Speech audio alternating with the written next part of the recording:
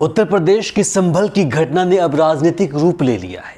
विपक्ष का आरोप है कि बीजेपी ने देश और विदेश में भारत को लेकर चल रहे गंभीर मुद्दे को छुपाने के लिए संभल जैसी घटना को जन्म दिया है।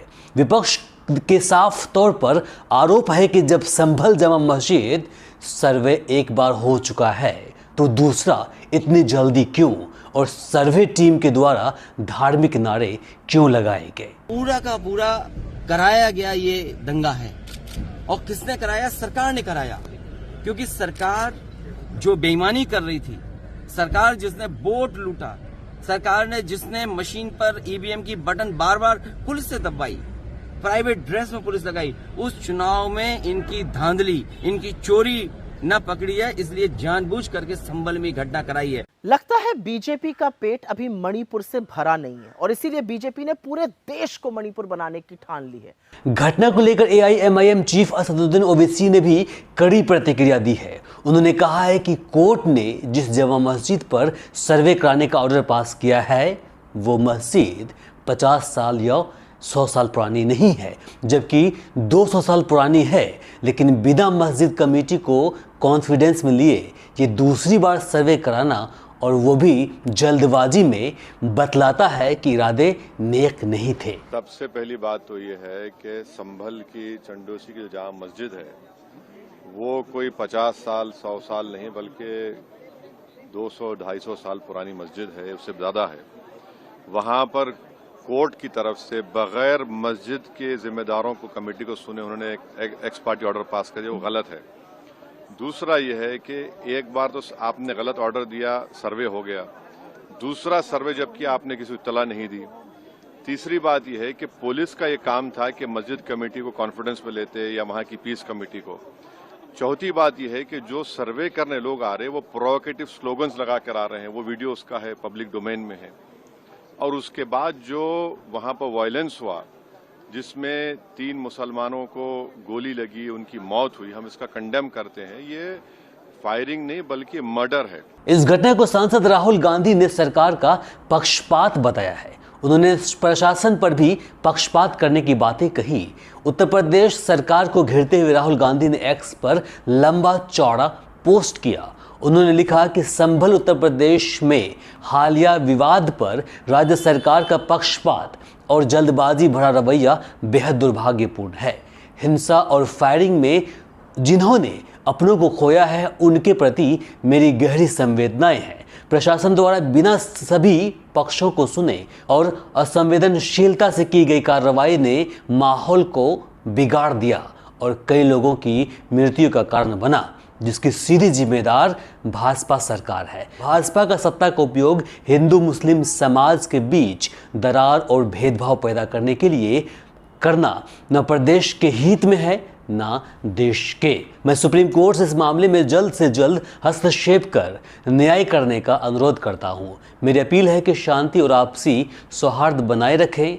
हम सबको एक साथ जुड़कर यह सुनिश्चित करना है कि भारत सांप्रदायिकता और नफरत नहीं, एकता और संविधान के रास्ते पर आगे बढ़े। इधर आम आदमी पार्टी नेता और सांसद संजय सिंह ने वीडियो जारी कर संभल हिंसा पर कई गंभीर सवाल खड़ा किए। उन्होंने कहा कि 19 नवंबर को शाम 4 बजे सर्वे का आदेश हुआ, 6:30 तक सर्वे शुरू हो गया और कुछ ही घंटों में खत्म हो गया। फिर 24 नवंबर को किस भाजपाई आका के कहने पर डीएम ने दोबारा सर्वे का आदेश दिया। सभी पक्षों को सुने बिना आदेश कैसे हो गया? कानून के मुताबिक सुबह 10 बजे से शाम 5 बजे तक ही सर्वे हो सकता है, तो 19 नवंबर को शाम 6:30 के बाद और 24 नवंबर को सुबह 7 बजे सर्वे कैसे शुरू हो गया? भाजपा यूपी के नौजवानों को रोजगार नहीं दे सकती है, किसानों को फसल का दाम नहीं फसाद दे सकती है, महिलाओं को महंगाई के राहत नहीं बर्बादी दे सकती है, बच्चों को स्कूल नहीं बवाल दे सकती है। सांसद इमरान प्रतापगढ़ी ने भी इस घटना पर अपनी कड़ी प्रतिक्रिया व्यक्त किया है। उन्होंने मीडिया से बातें करते हुए कहा कि संभल में अब तक 5 मौतें हो चुकी है। प्रशासनिक लापरवाही और षड्यंत्र दोनों दिख रहा है। सरकार ने मृतक परिवार के लिए संवेदना का एक शब्द भी नहीं बोला। उल्टे विपक्ष के नेताओं के खिलाफ एफआईआर दर्ज कर दी गई।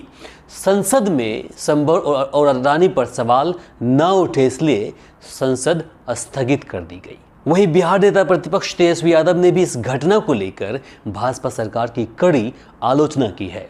उन्होंने कहा कि यूपी में पुलिस का गुंडाकरण हो गया है, जो बिल्कुल असहनीय है। भाजपा नफरत ही नहीं, देश को तोड़ना चाहती है, लेकिन हम लोग किसी भी सूरत में चुप बैठने वाले नहीं। तो यूपी में पुलिस का गुंडाकरण कर दिया गया है, ये बहुत ही दुर्भाग्यपूर्ण है। ये पूरी तरीके से भाजपा जो है एकदम नफरत ही नहीं, ये लोग किसी भी प्रकार से देश को तोड़ना चाहते हैं। इसलिए हम सब लोग जो है एकजुट हैं। इनके नफरत के डिजाइन को हम लोग जानते हैं। इधर घटना का जायजा लेने जा रहे भीम आर्मी चीफ और नगीना सांसद चंद्रशेखर आजाद उर्फ रावण को हापुड़ पुलिस ने NH-9 हाईवे के छिजारसी टोल प्लाजा पर ही रोक दिया। यहां से पुलिस ने उन्हें हापुड़ में स्थित JMS स्कूल ले गई। यहां उन्हें पुलिस ने बिठाए रखा और संभल जाने नहीं दिया। बाद में नगीना सांसद ने मीडिया से बातें करते हुए कहा कि संभल में खुशी से नहीं जा रहा था।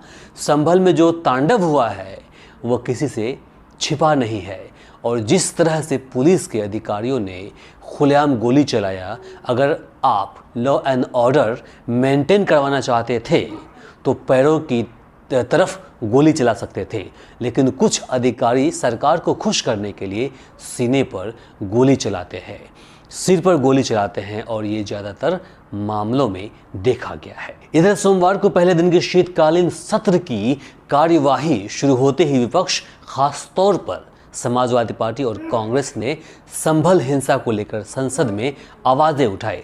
जैसे ही माहौल गर्म हुआ, लोकसभा की कार्यवाही को 1 घंटे के लिए स्थगित कर दिया गया। इसके बाद कुछ देर के लिए ही लोकसभा और राज्यसभा सत्र चले, और फिर दोनों ही सदनों के सत्र को बुधवार सुबह 11 बजे तक स्थगित कर दिया गया। यानी विपक्ष जो सरकार को उद्योगपति गौतम अडानी और संभल के मुद्दे पर घेरना चाहते थे, उसे 24 घंटे के लिए स्थगित कर दिया गया। बाकी इस घटना में जो कुछ भी नया अपडेट आएगा उसे आप तक हम लेकर आएंगे। बाकी अगर आप हमारे चैनल पर नए हैं तो इसे सब्सक्राइब कर लें और इस वीडियो को अधिक से अधिक शेयर करें। नमस्कार, शब बखैर।